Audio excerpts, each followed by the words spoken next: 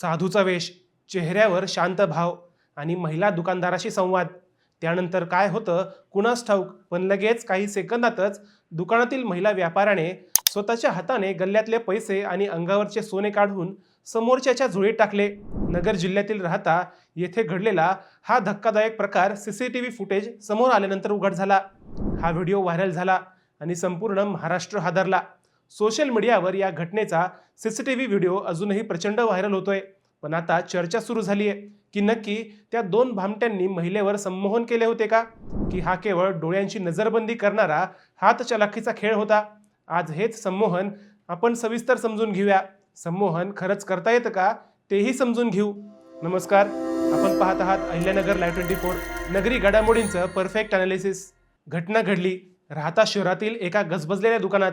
बुधवारी दुपारी 12 वाजेच्या सुमारास नगर मनमाड रोडवरील साई दर्शन कॉम्प्लेक्समधील एका गिफ्ट गॅलरीत एक धक्कादायक प्रकार घडला.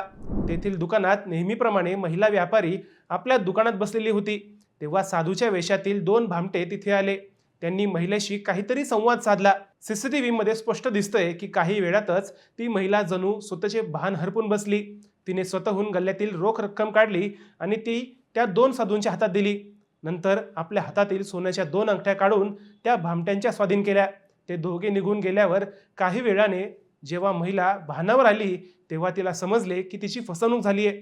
त्यानंतर जिल्ह्यात एकच खळबळ उडाली. परिसरातील व्यापारी जमा झाले आणि पोलिसांना हा सगळा प्रकार कळवण्यात आला. या घटनेनंतर सर्वसामान्यांच्या मनात प्रश्न निर्माण झालाय की संमोहन खरोखरच असे रस्त्यावर चालता बोलता करता येतं का? विज्ञानाच्या भाषेत सांगायचे तर संमोहन म्हणजेच हिप्नॉटिझम. ही एक मानसिक अवस्था असते. यात व्यक्तीचे मन एकाग्र केले जातं आणि ती व्यक्ती सबकॉन्शियस माइंडच्या प्रभावाखाली येते. पण वैद्यकीय क्षेत्रातील तज्ज्ञांच्या मते कोणाचीही इच्छा नसताना एका सेकंदात किंवा दुरून कोणालाही संमोहित करणे शक्य नसतं. क्लिनिकल हिप्नोथेरपीसाठी रुग्णांची संमती, शांत वातावरण आणि प्रदीर्घ वेळ लागतो. तर मग या भामट्यांकडे काही जादुई शक्ती किंवा तांत्रिक विधी असतो का? याचे उत्तर आहे नाही. हा कोणताही विधी नसून मानसशास्त्रीय दबाव आणि निव्वळ हात चालाखी असते. गुन्हेगार प्रामुख्याने 3 पद्धतींचा वापर करतात. पहिली पद्धत आहे माइंड हायजॅक.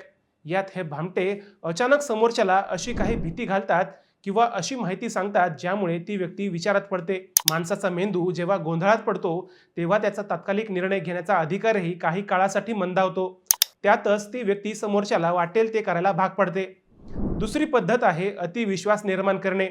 साधूचा वेश किंवा धार्मिक शब्दांचा वापर करून भामटे लोक पीडित व्यक्तीच्या मनात आदराची भावना निर्माण करतात. भारतात धार्मिक वेशावर लोक लवकर विश्वास ठेवतात. याच मानसिकतेचा हे भामटे गैरफायदा घेतात आणि वाटेल ते काम करून घेतात. तिसरी पद्धत आहे विचलित करण्याची कला. बोलण्याच्या ओघात भामटे लोक तुमचे लक्ष दुसरीकडे वळवतात आणि त्याच वेळी अत्यंत वेगाने हातचलाखी करून पैसे किंवा दागिने लांबवतात. समोरच्याला वाटते की आपण स्वतः दिले, पण प्रत्यक्षात त्या गोंधळाच्या मनस्थितीत त्यांच्याकडून तसे करून घेतले जाते. राहता येथील घटना ही आपल्या सर्वांसाठी एक धोक्याची घंटा आहे. भविष्यात अशा फसवणुकीपासून वाचण्यासाठी या गोष्टी नेहमी लक्षात ठेवा. अनोळखी व्यक्तींवर अतिविश्वास ठेवू नका. दुकानात किंवा रस्त्यावर कोणीही साधू, बाबा किंवा ज्योतिषाच्या वेशात येऊन भीती घालत असेल किंवा चमत्कार दाखवत असेल तर तिथेच सावध व्हा. मेंदूला पॉज म्हणजेच वेळ द्या. जर कोणी तुम्हाला अचानक घाबरून किंवा संभ्रमात टाकून पैसे किंवा दागिने मागत असेल तर त्वरित निर्णय घेऊ नका. थोडा वेळ शांत राहा, मन एकाग्र करा आणि सभोवतालची परिस्थिती समजून घेण्याचा प्रयत्न करा. 2 मिनिटे शांत राहा किंवा आजूबाजूच्या लोकांना आवाज द्या. तसेच स्पर्श आणि वासापासून दूर राहा. अनेकदा हे भामटे हाताला काहीतरी लावतात किंवा हुंगायला देतात, ज्याने तात्पुरती गुंगी येऊ शकते. त्यामुळे अनोळखी व्यक्तीने दिलेली कोणतीही वस्तू हातात घेऊ नका किंवा त्या व्यक्तीला आपल्या जवळ येऊ देऊ नका. मित्रांनो, राहता येथील महिला व्यापाऱ्यासोबत जे घडले ती कोणतीही अंधश्रद्धा किंवा जादू नव्हती, तर तो गुन्हेगारांच्या चलाखीचा आणि मानसिक दबावाचा खेळ होता. पोलिसांनी या प्रकरणी तपास सुरू केला आहेच, पण सुजाण नागरिक म्हणून आपणही सतर्क राहणे गरजेचे आहे. तुम्हाला या विषयावर काय वाटतं? अशा भामट्यांवर कडक कारवाई कशी व्हायला हवी? तुम्हाला सतर्कतेबाबत अजून काय करायला हवं असं वाटतंय ते आम्हाला कमेंट करून नक्की सांगा.